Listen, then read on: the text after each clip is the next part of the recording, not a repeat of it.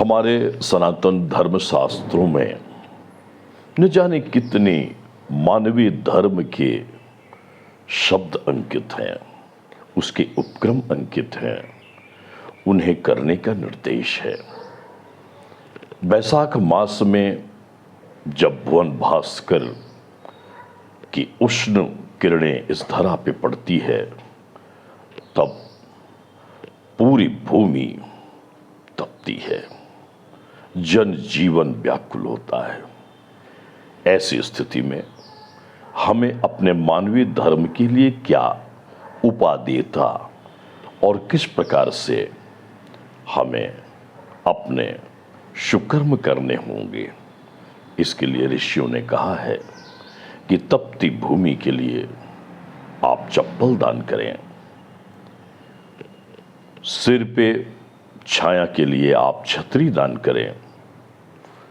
ऐसे स्थानों पर जहां दूर दूर तक जल की व्यवस्था ना हो, वहां राहगीरों के लिए प्याऊ की व्यवस्था करें, क्योंकि गोस्वामी तुलसीदास जी कहते हैं, सुई जल अनल अनिल संघाता, हो ही जलद जग जीवन दाता।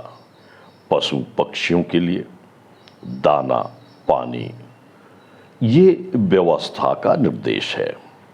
और बैसाख मास में यह सब करने से हमें अपने मानव धर्म का आभार।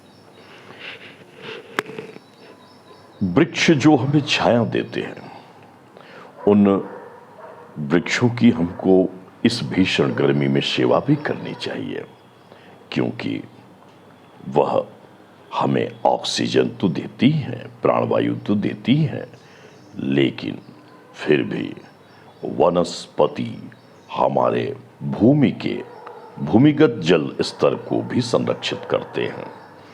इस प्रकार से हमें इस यज्ञिक कर्म को करते रहने चाहिए, क्योंकि शास्त्र में कहा है, दारिद्र नाशनम दानम, शील दुर्गति नाशनम, अज्ञान नाशनी प्रज्ञा, भावना भय नाशनी। इसलिए बैसाख मास में आप इन वस्तुओं का दान करके एक बहुत बड़ा यज्ञ कर सकते हैं। यह यज्ञिक कार्य के लिए शास्त्र में कहा गया है कि ऐसा करने से एक राजसूय यज्ञ ही नहीं, बल्कि 1 सहस्त्र यानी 1000 यज्ञ के बराबर इसको कहा गया है। इसलिए आप जरूर इस मानवीय धर्म को आप इसका निर्वहन करें अपनी अपनी व्यवस्था से। जय गौरी शंकर। फिर मिलेंगे।